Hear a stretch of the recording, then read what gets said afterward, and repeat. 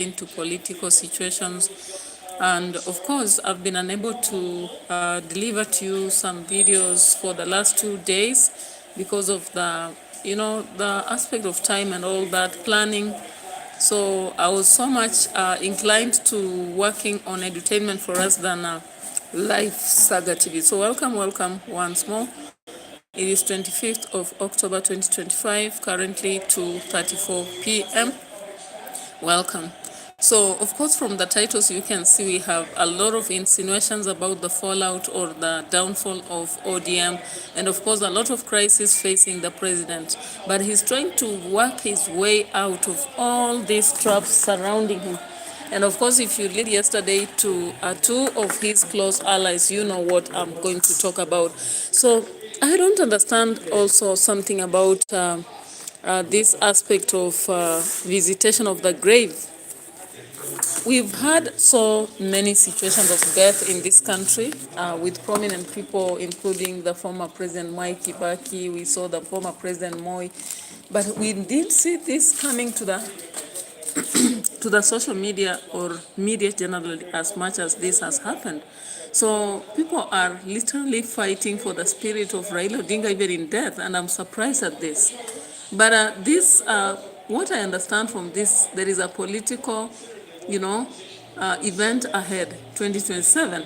And therefore, what I believe is all this showcasing and all these videos that people are taking, while people are attacking fundi moja, I think here there is more to an eye than this, okay? And as I've said, I've never seen anybody buried, and there's still more on the highlights coming and coming. Like a day, you wouldn't miss anything to do with Bondo. And I'm just wondering what is happening. Did you people actually not believe that he's dead? Somebody yesterday, Gloria Orobo, said that a lot of people, especially in the opposition, if they were having the ability to actually remove the body of Raila from the grave and do politics with it, they would be willing to do so. And I think I can see that right away. Now, for example, we saw Fidel Odinga's friends, Oscar Sudi, and the ODM 207 young Turks visiting Raila Odinga's grave. Now, before that, whoever started this kind of movement was Uhuru Kenyatta. Actually, when people are going elsewhere on Heroes Day, like some were going to Kitui and different other stadiums, for him, he decided to go and pay homage to the grave of Baba. So let's just watch here and see. Drop a comment, like the video, and continue subscribing to the channel, especially if you are new here. Okay, let's look at this.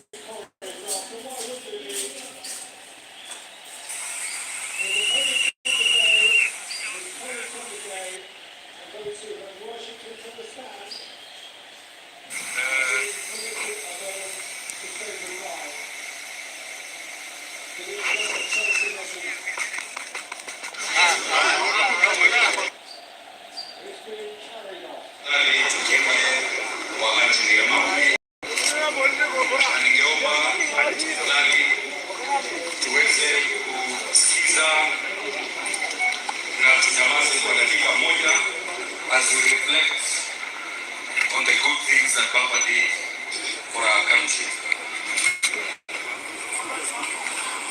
Alright guys, so I hope in that video you've seen clearly Oscar Sudi right there and other young people. I don't know how they were identified as Fidel Odinga's friends, but it is what it is, guys. And it's not just this only that has happened.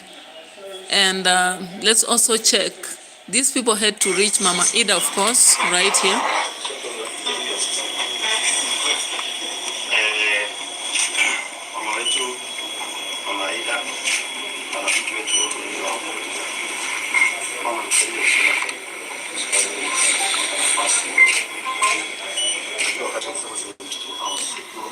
Now guys, if you understand, in Kenya there is something about associating with some individuals. I talked about keys recently and those, and I hope if you followed this, you understand what I'm talking about right here. I also saw another interpretation elsewhere, but what I want to say is generally in Kenya there's a lot of hypocrisy, pretense, Coming from the funeral itself up to even currently, all I believe is a shock. People are just acting. Action, action. Whoever knew that Uhuru Kenyatta would go to a funeral of Raila Odinga and begin to praise the democracy and the freedom of speech and the aspect that freedoms are going to be celebrated, they are going to be maintained and all that. Whoever knew that. And whoever knew that RUTO would actually come out also in a funeral of Raila Odinga and say that he was the best student of him and that he learned a lot from him, and whatever he's practicing is out of what a legacy he left. It is not expected, you know. Even though as Ida came out to indicate that in politics there are no permanent enemies, I don't just believe it. We are human beings, and so for whatever reason, of course, if they have to work together, they have to. But then, what is the clarity in all this? Bosco Gungu, welcome. Thank you so much for showing up and like the video. So when I look at that, all I can see is a lot of hypocrisy right there. And of course, whatever kind of, sceneries we are watching all over the places every day coming out, it's because people are trying to restructure themselves, maybe create a platform or a network or something like that. And I think if you listen to Otiende clearly, he shared it out on a platform where he was trying to talk about why some people have to do what they have to do, you know, because they know if they don't do it, maybe they will be automatically kicked out. Of course, knowing who RUTO is and the kind of process he uses, the rewarding of those who honor him and are loyal, and even when he's naked, they always say the king has the clothes on or the suit on. Those are the kind of people he actually appreciates and is ready to reward. So the reason why most of the people are coming out and really giving appraisals, trying to show that they are very ready to go pay tribute to the grave and all that, because where on earth have we seen this signal happening? I've watched as many people, including Ogola, including the former president Moi, the former president Kibaki, during their passing on, and such a signal, or rather such an orientation, was neither there nor there. And of course, when you look at the arguments that are going on even in ODM itself, you realize that it's because people are trying to align themselves, or rather create space for their own interests. There is nothing much there. If you look at it, maybe I saw yesterday some of the individuals, especially from Kayole. I think it's from the Bunge la Wananchi, something like that. And some of them really talked a lot of trash. Some including indicating that they have to be given stones and, weapons to use it in Githurai and all that. I just don't understand, because when it comes to a level whereby people can be so irrational to an extent that they are ready to claim that their violence is here to be, especially in 2025, and given that we had these laws that were being amended, especially the one of the laws that has been talked about so much is the cybercrime law. Of course, it is important in some way. I did some analysis on this, and I think most of you watched. If you've not watched, you can go back to the channel and see that title right there, because I obviously do my most of my videos are related to the titles. So when you check on that, you'll understand the advantages, merits, and demerits of this law and why it was actually amended. Now, considering that, and having had some young people and also individuals from Bunge la Wananchi, including Omosh, among others, coming out to state such very egregious statements, it doesn't just add up, okay? But why are they speaking? Of course, I've already said it. Hypocrisy works in Kenya. If you are pretentious, you kind of want to show loyalty and you want to stand even, mediocrity. That is the team that is actually appreciated in many corridors, including political. And especially you're dealing with somebody like RUTO himself. Now, what is the downfall? Yesterday, if you had, or rather listened to Kimani Ichung'wah, whether it was intentional or by mistake, he spilled the beans about how the 2023 bill, 2024, right, was indirectly passed by breaking into 4 parts and making it, proceed.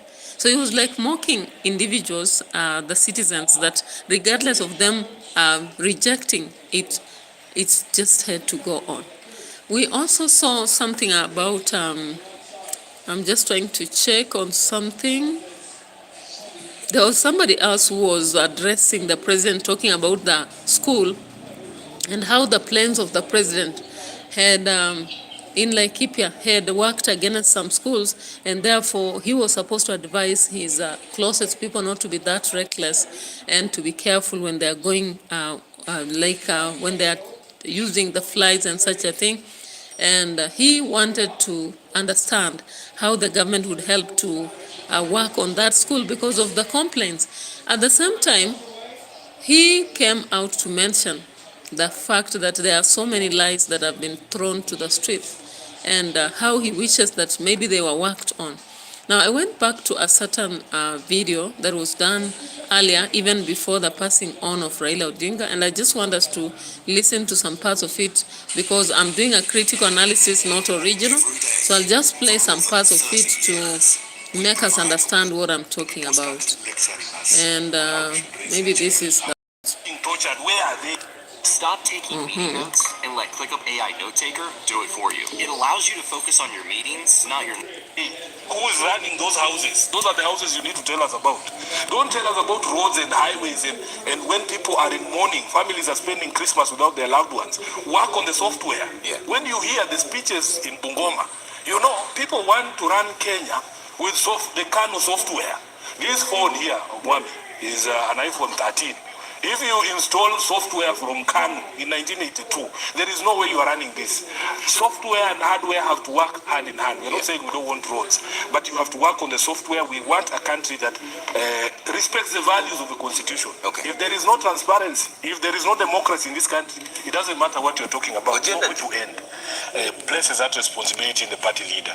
Listen to what Raila... All right, guys. So, of course, Sifuna spoke that long ago. And when you look at some Gituku has actually brought up that kind of discussion or from the archives based on what is happening currently. The fact that cybercrime is one of the laws that people are talking against, or rather even presenting for, amendment, or rather a deletion or whatever it is, then this dialogue has become very relevant, and that is why some Gitugu had to bring it out. And of course, you can hear from it. The fact of hypocrisy here, how do you say that you will actually hold the ideologies of Baba? You look at people like Wanga, Junet, and Mbadi, and the rest of them. Did you see how he was speaking emotionally, shouting about, and also Wanga, the way she was defending the current broad-based government, not because it is really worth for the people helping, but because she thinks it will help them to maintain their position. So they have to fight and remain there. And you heard a lot of them swearing that they'll be there, they are there, and they are going to remain there. On the other hand, Sifuna speaks differently, saying that they are supposed to have a member who is going to vie for the presidential position. So these controversies, or rather arguments left and right, you clearly understand. And even when you listen to Babu Owino, and also recently Omolo Otiende, among others, the few of them, you get to see a different narrative. And that is why, as much as they argue that there is no way ODM is going to crack, I'm so sure that it's going to crack, if not today, tomorrow. So this argument that they are trying to give us is just a reassurance that it's neither there nor there, because they cannot tell us that they come to the public and speak like that, but when they meet as a party, they speak different. I think those intentions of different ideologies are just clearly there. And once you have different ideologies with someone, don't even struggle to make them understand your point of view. Just let it be and flow with the vibes, because there is no way you're going to change another person's ideology to another. Let them stay with whatever they hold and hold whatever you hold. And I think I had that at some point when listening to this. Let me just hope that I'm so sure about the specific minute. And continue dropping your comments and maybe also liking the video as we proceed with a target of 20 likes for the day as we go through this 1 hour moment. That's why I say that you've also been accused of being an opportunist. I feel terrible for members of the party because even during that period between 18 and 22, people were quietly and silently expressing a serious concern about some of the dalliance we had with government, saying we should do this, we should do that. But because people sometimes, the good people within the party, they really choose to keep quiet. One of the things you need to notice is ODM, in the National Assembly we have 86 members and we have 20 members in the Senate. So that if you see the people who speak repeatedly making these very outrageous comments about 2027, and they know for a fact they don't have the power to say those things. Yeah. They are no more than 5 members of parliament. I can tell you, if you speak to the... All right, so from that archive, you realize that Sifuna was trying to indicate that though many of the members around, let's say, we can talk about 92, around there, 92, right? Yeah, they are for whatever ideologies it stands for. I don't know how true this is, but maybe if you have a different feeling, that is why I invite you to drop a comment and let's know. Do you believe in what Sifuna is saying, that around 90 members in their party are for whatever he stands for, the ideologies and the values, and we have just thinking different? How true is this when, for example, after the burial of Raila Odinga, we saw a group that came up, especially the moment Kahiga, as the governor of Nyeri, spoke. So they came and paraded, surrounding, and one after the other. Of course, they were already 7. We saw 7 members speaking and declaring that they have drawn a line. Of course, Wanga was the vocal one right there, indicating that anybody will be the ilk, in the ilk of Gachagua, alongside Kahiga, are not going to be their friends. They have drawn a line. And I was like, are you so sure? Because who are you? And from then, we saw a lot of backlash at Wanga, with a number of people trying to correct her, mentioning that she's not even worth being the vice president, as it had been indicated earlier. Others saying that she thinks she's now taken over the party. Others also said how hypocritical she was, because after the death announcement of Raila Odinga, what she did was to summon a meeting and begin replacement right away. So possibly happy that she had had now a space right inside the broad-based government, maybe to talk over whatever has to happen.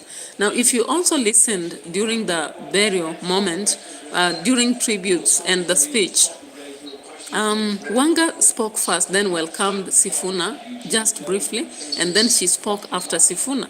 And what she said, maybe let's start with what Sifuna said. Sifuna indicated that at no point did their own party leader tell them not to reason or think, or rather even think of 2027 elections. And he also indicated that people should not be forcing words into his mouth just because he's dead and he can't speak for himself.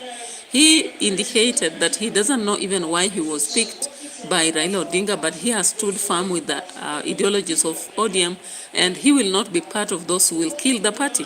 What does that mean? For people to stand at funerals and begin to exchange like that, one says this, the other one says that, it's automatic there is a crack.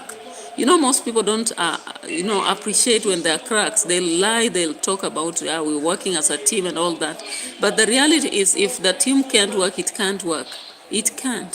So the fact that these two people have division, that we can clearly see. We can clearly see on one hand, we have Wanga, we have Junet, we have Manda, we have even Oparanya, we have who else? Yeah. So we have seen that crack clearly. And behind them, there are people who are backing them up. Although now someone like Sifuna and Babu, they are having very little support, because the other people don't want to come out and show controversy when they are maybe gaining from the current government. Having heard of the reshuffles, for example, the reshuffles are insinuated to replace some of the ODM members with others and as well as increase that number. And you heard clearly when Winnie Odinga tried to indicate that she's ready to come back and work at home. From Khalwada's perspective, even though Winnie is not the rightful heir, based on what he knows from Raila Odinga, whatever he's saying, we don't know. Some people are saying that is confusion that is bringing. And he kept talking about the fact of the father having supported her to go for the Gibra position, all that. And however, when I look at the fact that Winnie was picked to go to Yala and represents individuals, now she herself spoke. Of course, politics is not about silence, it's about speaking. There is no way you can win in politics with silence. You have to win with words. Being charismatic, responding, sometimes even reactionist. You see people like Wavinya Ndeti. You look at Wavinya Ndeti, she's quite vocal, sometimes reactionist and all that, and that is what has kept her in politics. On the other hand, we have people like Kalonzo Musyoka, who at first they were riding on moments, and then later on he became someone to follow the ideologies of ODM, and currently he's there trying to sell the narrative of being the best candidate for the position of the presidential position. So looking at those different aspects, like Babu is clearly saying that they are telling him that he has grown horns, but those horns are his and he will use it if he has to. And on the other hand, we have Sifuna. Sifuna we're saying that people say that he has grown wings and they will have to clip them, but he says those wings are his. Now when you look at those statements, Junet on the other side says that he has a mouth and the mouth is his and he's going to use it. Look at that discussion. Can you understand that discourse? So that discourse has no other thing but selling the narrative of division and cracks in ODM, and most of them don't want to appreciate that. You look at Sifuna, he says, I'll not be part of the downfall of the party.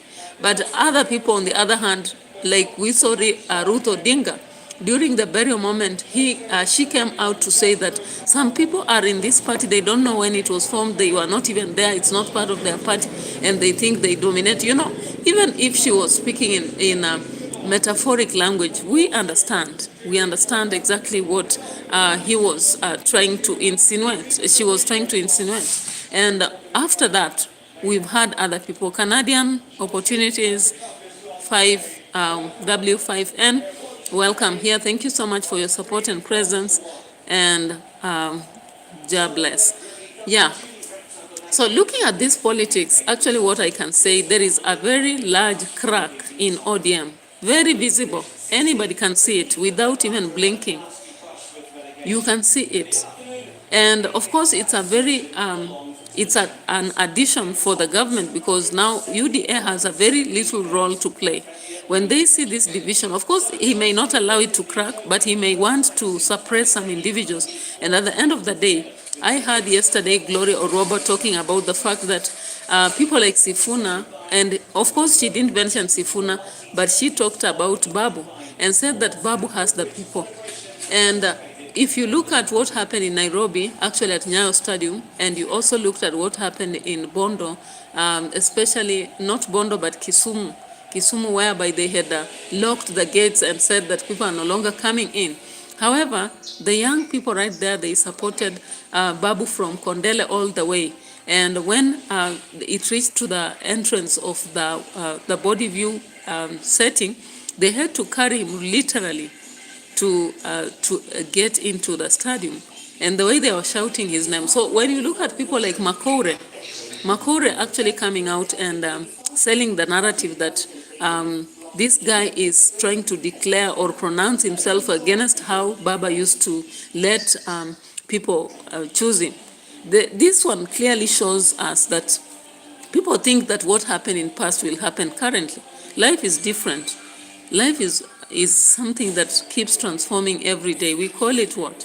So there is no way you expect what happened then will be the same today. Maybe the way of another person being declared there as the major person will be different. So of course we saw kind of exchange that was not very palatable, with people thinking that maybe they'll pick on Sifuna, others Oburu, others saying Ida and all that. So there has been a bargain. And at the end of the day, after Gladys Wanga spoke what she said, she thought maybe she was going to be famous in the party. However, it was ironical. You know, life is very ironical. And it turned out that many of the the old people there had to stand against it. Now you look at the family itself, the family of Raila Odinga don't seem to also flow with the vibes of what the rest of the members of ODM want. When ODM members stood out, they did not seem to have consulted with the family, telling people that anyone who wants to go mourn with them should not be from the team of Gachagua, Kahiga, and the rest of them. Now, when you listen to what Raila Jr. said, just moments after that announcement, he said that the gates of their home are open to anyone who wants to get in there, and there are no restrictions to anybody. At the same point, we also now began to see reactions just all over the streets now, looking at the Gen Zs, the bloggers and all that. Some people trying to say that there is no, they were trying to say that if you look at some, Kahiga is a male, whatever, aggressor. On the other hand, Gladys Wanga is the female version of Kahiga. That's what most people are saying on the streets. And we may actually agree with what they were saying because of how she came out to declare statements without even trying to check with the family. Now, how do you fight tribalism when you are tribal? It becomes a very different narrative. As I always say, Kenya tribalism cannot be abolished. It can't. It naturally comes because when children are young, sometimes they are sent, they are told, go see that teacher, that Kisii teacher. Go to the shop, the Kikuyu shop. Go and buy fish from the Luo lady. That narrative is there even when you are so young. Whether you stay in Nairobi, Mombasa, Machakos or wherever, you will hear people discussing, maybe they are talking about the Asela somewhere and they'll say, that Mubaluya. I always used to hear that in different places I've talked, maybe I've had to live. You hear somebody will say that Munywaranda or whoever it is. So what does what implication does that have? It is clearly has an implication that when it comes to matters of tribalism, you can't even eliminate it in Kenya, because one thing, it goes by that. Apart from that, in Kenya, it's hard enough for you to go somewhere and introduce yourself using only the first name, and people keep quiet. They'll keep wanting to know the next name. Sometimes you go for interviews, people will be asking your origin, where you come from, and such things. And you see, it begins when people are so young, okay? So let's get to hear something else from here before we proceed again.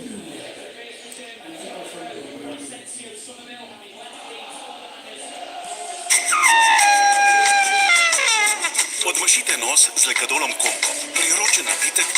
A to it. And therefore, if I were him, I would not even dare run in the next election. I would just ask Kenyans, where I've wronged you, please forgive me. All of us love our country. We want our country. You see, very unusual things have happened in this country which have shocked the president. You misuse the youth, they overrun us in parliament.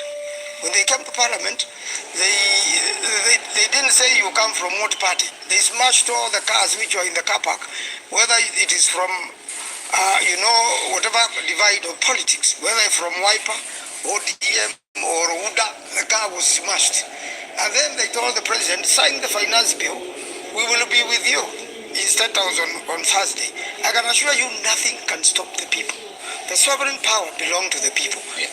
And the truth of the matter is President RUTO has lost Kenyans on the structure. So Canadian opportunities say they have failed at integration. So tribalism can never end as long as they designated areas for certain communities. Yeah, of course. When you look at how sometimes even jobs are offered and also opportunities are given in Kenya, it's given based on regions. And most leaders, of course, even when they go back to their people, what they do is speak their language. So automatically, how can you even call anybody tribal if you yourself, you want to talk even on a national platform in your language? When it comes to interrogating about where do you come from and all that, the intention of that is just to establish the different tribes of individuals. And maybe let's hear this. There's some discussion here. Today's video was sponsored by John, his post of secretary, and to the very B. Number 2, Kunot.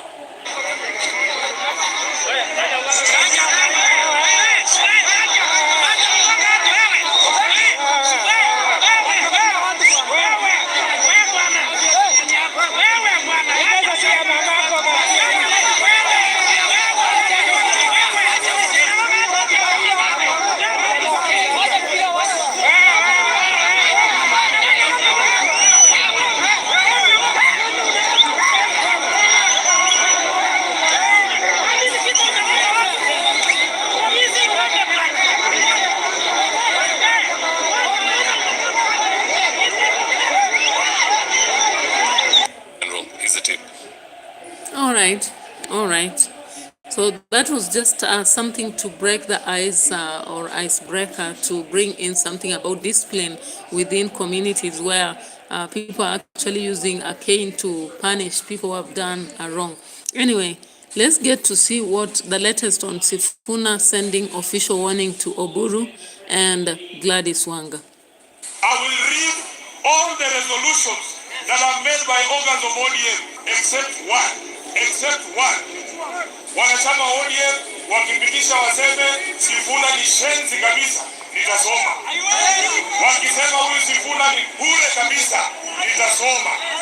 Lakini siku ile watapitisha ati chama cha ODM kitaunga Kasongo mkono mwaka wa 2027. Hiyo nataka niseme mbele yenu na mbele ya Mwenyezi Mungu, hiyo sisomi. Now that is a man of principle. I hope he sticks to it. All right, so Canadian Opportunities is saying Kibera belongs to a certain community, Githurai on the other hand, and there is seclusion even in multicultural cities. Yeah, clearly, even in towns, you can clearly understand which kind of society or tribe stays in a certain area. Actually, you can clearly tell that. Even for those nationalities who come from other countries, it's like there is a designated area for them. We have particular, clusters, okay? And the rewarding process has also made it worse because the rewarding process is tribal. It goes based on that. And the leaders will come out clearly and spell it out. That is why they are ready even to pinpoint already and inform Kenyans that no matter the outcomes of elections, people are going to do what they have to do. That's clearly that, okay? So, of course, when you look at Babu Owino and Sifuna, they are taking a lead on exit. And they are trying to show that they have others behind them. And I just want to show something here.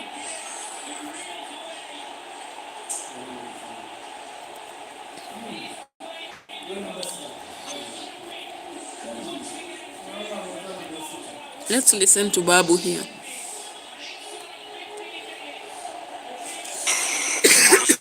Movement. So what is that? Because you come from ODM, she comes from UDA. I started by telling you very well that Kenya Moja movement is a movement of like members of parliament. The role of a member of parliament is to keep checks and balances in the excesses of the executive. That is one of the roles that we are playing as an oversight role to the executive. Does ODM do that? ODM has been doing that. ODM was in opposition until it joined the broad-based government. But I told you that Baba himself said that you are allowed to speak to the excesses of the government, and he said it severally. So therefore, we will not keep quiet and watch Kenyans suffer. So we will not keep quiet and watch people being taxed because of the unaffordable houses. We will not keep quiet and see our brothers and sisters not going to school because of expensive education. So when you say that ODM does that, But when you list the like-minded MPs, you're not talking about ODM MPs. I don't know how many you are in parliament. You're talking about a few, and Gatuna Moshamba here. So what has happened there? First of all, we are not a few. We are close to around 70 members of parliament who are in Kenya Moja movement. Who are they? We can't mention them all, no, but we are over 70 members of parliament. Okay. So from that insinuation, you clearly see that Babu Owino is trying to navigate the narrative that him, maybe Sifuna among others, and other 70 MPs are ready to shake ODM. Actually possibly exit or remain, but they stand by ideologies which are different from what others believe.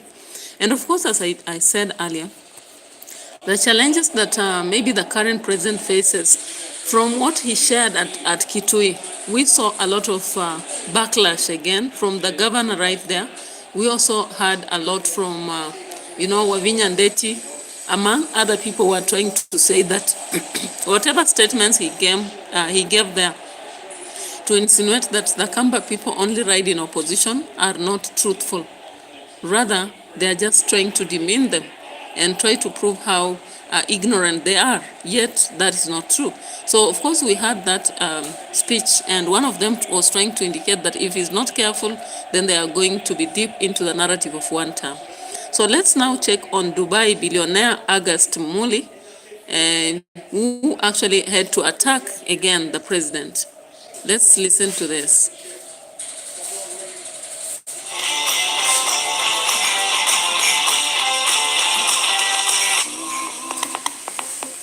Did you know that cilantro can detox your kidneys, reduce inflammation, boost urine production, and protect...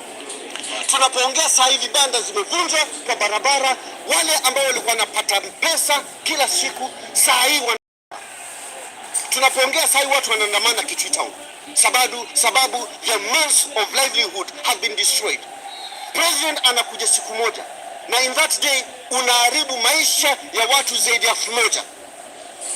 I want to ask the governor, wale watu ambao wamebomolewa vibanda saa hii hapa, ambaye saa hii tunapoongea wako kwa barabara, utawafanya nini governor? We want to appeal to His Excellency the President. Umepeana so many promises for the Ukamani people. What are you going to do as a government to compensate all those people whose structures have been destroyed because you are coming to Kitui? Sorry. Now, these are some of the things when we discuss in literature, they just look like it's literature, but the reality is that I don't understand why an event of one day, a national event of one day, would destroy the livelihood of a lot of citizens. Economic times are so harsh, and therefore, how would you go to destroy people's stalls and all that just because there is an event like Mashujaa Day, At the end of the day, does it make sense that you had a celebration, a national celebration for Mashujaa or the heroes, while destroying the livelihood of the people? It doesn't make sense, because these people are struggling. Actually, for those of you who have gone to Kitui, I've been to Kitui on my way to Garissa, and I have seen that town so busy, and a lot of people there actually earn from business, because when you look at agriculture in Kitui, it's not thriving. From all the way from Machakos, Kibwezi, up to Salama and those ends. It's clear that that place, agriculture does not do well because the rains are very limited and they don't really come in plenty. So you realize that even when they plant maize, I used to see they plant maize that is maybe 2 months, maximum 3. And even when they harvest, the harvest is not pamper as compared to other places. Now, the only thing they keep eating is very unpalatable for some of us, and that is called mbaazi, a very bitter kind of piece that they keep eating. And you will realize that they have very little to actually survive on. Maybe at some point during the month of around March, there are a lot of mangoes right there, but mangoes are not food, they are just fruits, okay? And also they plant a lot of cowpeas, and that is why for them, they eat a lot of cowpeas in terms of the seeds and not the leaves. And when you look at the complaint by Augustus Muli over the dramas on Shujaa Day, where so much was destroyed. You see, that is also a downfall, as I've said earlier, on the president. Away from that, I saw some discussions. I don't know whether I'll get it, but I saw a lot of people addressing him directly, telling him that he should not refer to them as people who have always gone with the opposition and messed up, because at the end of the day, not much is gained even by other communities for whichever way. And Wavinya Ndeti, if you watched even previous videos, he's been emphasizing that they have been so much inclined to just joining forces, and it's now time they actually walked neck high and formed something else from that. All right. I was looking for this video, but I don't know whether I'll get it. We are into 40 minutes, remaining about 10 minutes to close the chapter because I have to go handle some other things elsewhere. So let's just see whether I'll get what I want to look for. Yeah, but I still appreciate those of you who are watching. Thank you so much. For returning subscribers, I appreciate. And those who are new, please log in to the channel by subscribing. It's free, of course, and that will mean a world to me. And you also like the video and share with your friends.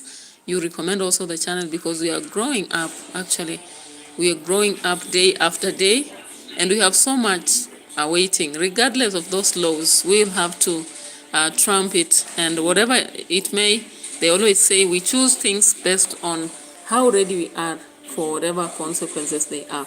So let's be checking on something here. If I miss it out, you will have to bear with me.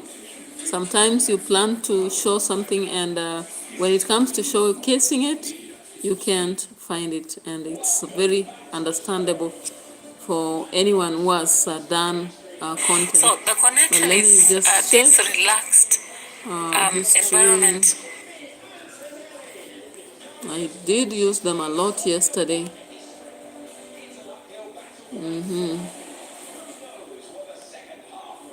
Where is this? Oh my God.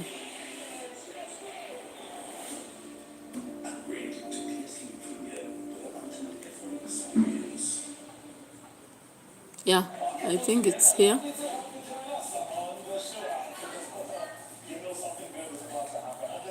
Yeah, it's here.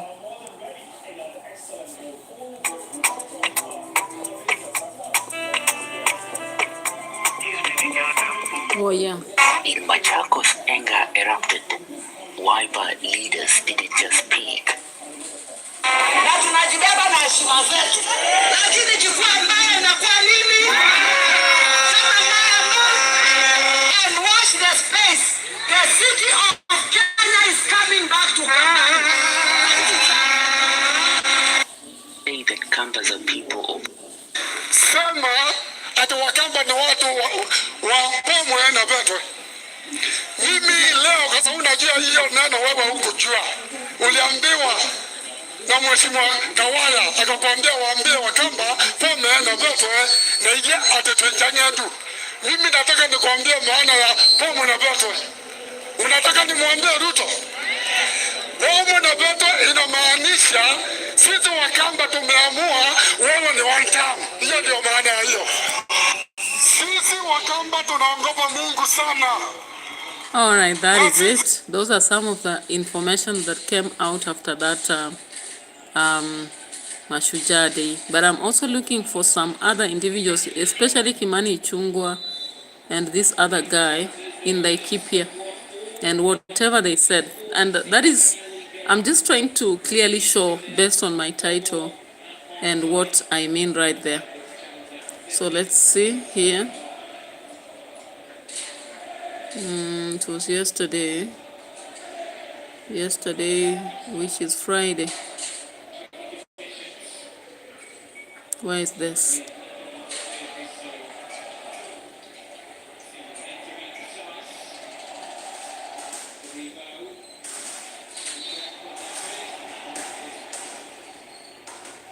As I said, if I don't get it, just bear with me, because sometimes it happens. But if I do, the better.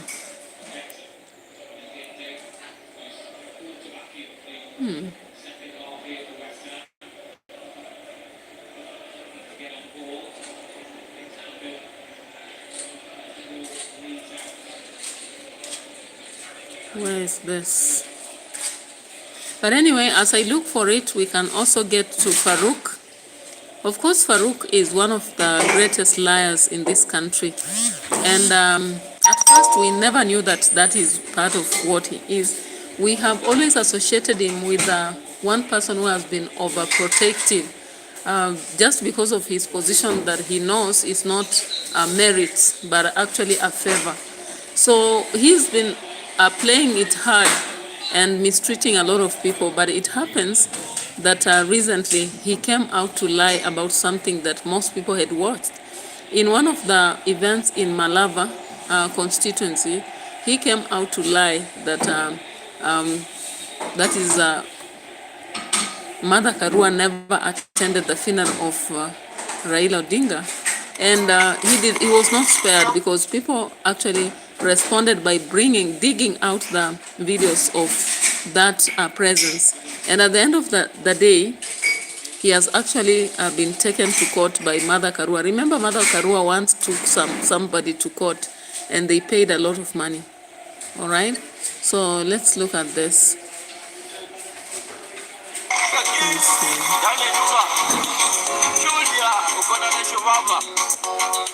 It takes a special kind of boldness to turn a man's funeral into a political weapon, and even greater kind to lie about something that millions watched live. Farouk Kibet, President Ruto's claiming Uhuru Kenyatta's about respect or friendship. Uhuru Kenyatta kwanza yeye ni tajiri by nature. Kabla hujaamka alizaliwa kwa mattress, ako vizuri. Sisi wengine tulizaliwa tu kwa ngozi na tuna survive mpaka leo. Hata hawa Buguu Waluya hao wako hapa ni kama sisi.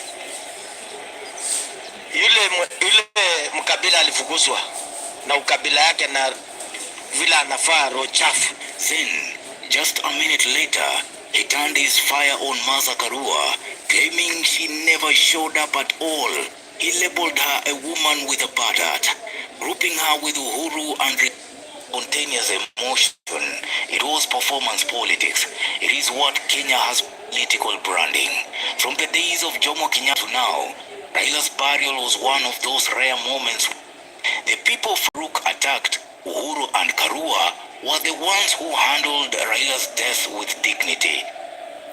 That question, sharp and uncomfortable, is now echoing across Kenya's political landscape. Farouk Kibet's words may have lasted 2 minutes or so, but their echo is far louder. All right, so you saw that, of course, during the moment at Malava. He lied about the absence of Mother Karua at the funeral for whatever reason. I don't know, because we always say that social media does not forget. How did he dare think that it would forget so suddenly? You know, at least if it took a year or something like that, he would have confused people. But then just a few days, that was just outrageous. So looking at all that we've shared here, of course, you can see the gaps I've talked about, the cracks I've talked about, the divisions, and all these shenanigans surrounding one thing or the other in the political realm, social, and all that other. So, of course, we'll meet again another time to talk about other matters, but at least I know that we are growing slowly by slowly. I really appreciate you for subscribing always to the channel and liking the video. So currently, I would actually say bye-bye to you. Thank you so much, those watching from Canada, South Africa, India, and Takia. Welcome to the house. Troy from South Africa, thank you so much. Bosco Gungu, I don't know whether you're from Kenya, you didn't share out, but I really appreciate. Bye-bye for now. Let's meet later.